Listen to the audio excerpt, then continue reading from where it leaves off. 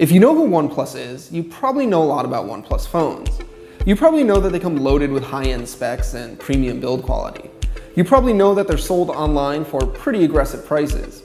And you probably also know that they give the best phones from Samsung, Apple, and Google a good run for their money.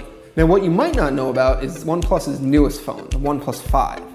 The 5 carries a lot of the same traits as its predecessor, the 3T. It's got an all-aluminum premium quality build, the fastest processor you can get from Qualcomm, and the most RAM you can get inside of a smartphone. But it's also got a couple of new tricks, like a new dual lens camera, and it does have a new price that's a little bit higher than before.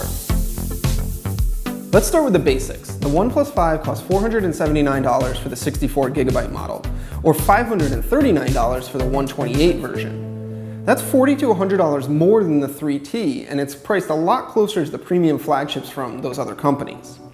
That means that the OnePlus 5 has to do a little more to stand out. It has the same 5.5-inch 16:9 1080p AMOLED display as last year. The display is fine, it's bright and sharp and colorful, and you can see it outdoors, which is good. But it's not nearly as impressive as those edge-to-edge screens that we see on Samsung's Galaxy S8 or LG's G6.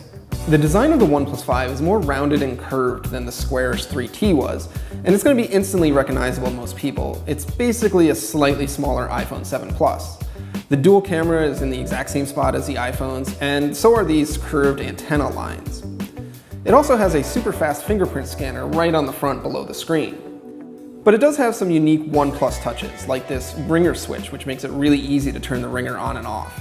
Now, inside, the OnePlus 5 has either 6GB or 8GB of RAM, depending on whether you choose the 64GB model or the 128GB version. Now, I've been using the 8GB model, and it's super fast. Everything opens really quickly, everything happens very quickly, and even app installs, which always seem to take forever on Android, happen really fast on this phone.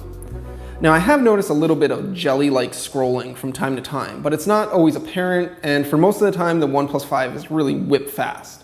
But here's the thing about being fast. It's not always better. The OnePlus 5 is faster than the Galaxy S8, for example, because it doesn't have the S8's animations or fluidity. It kind of feels like the OnePlus 5 is running on fast forward, which isn't always the best experience. Inside is also a 3300 mAh battery, which in my experience is enough to last a full day with medium to heavy use. I'm typically able to get about 4 hours of screen time using it, which is good, but a little bit better than average, not mind-blowing. For software, the OnePlus 5 runs Android 7.1.1 Nougat, with OnePlus's modifications on top of that. OnePlus's software is really light and easy. It's basically like the same thing that Google ships on the Pixel phones, and it's very easy to use.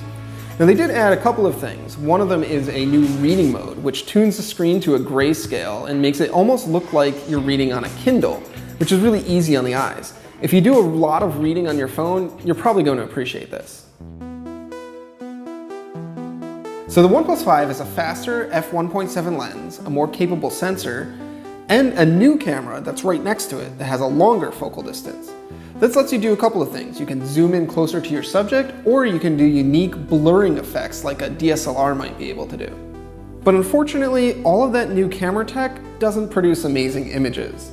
The 16 megapixel camera doesn't have optical stabilization, which leads to softer images in low light. And the 20 megapixel camera with the longer lens has smaller pixels and not as bright of a lens. All of this adds up to lower quality images in low light, especially compared to what you can get from an S8, a Pixel, an HTC U11, or even an iPhone. To make matters worse, the portrait mode that's supposed to mimic a DSLR is more miss than hit. Far too often it blurs too aggressively or doesn't blur all of the areas that a real camera would. Most of the time it looks pretty fake.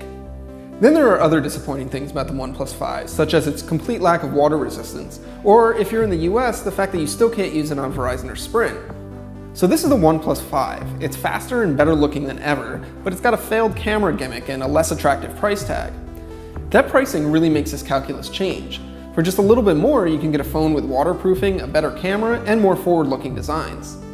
Now, that isn't to say the OnePlus 5 is a bad phone. Most people will be able to look right past its iPhone-like design and mediocre camera and just enjoy its speed and responsiveness.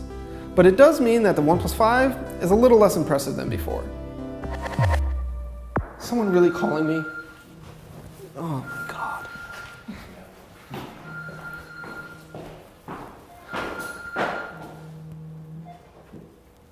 I'm mid-take, what's up?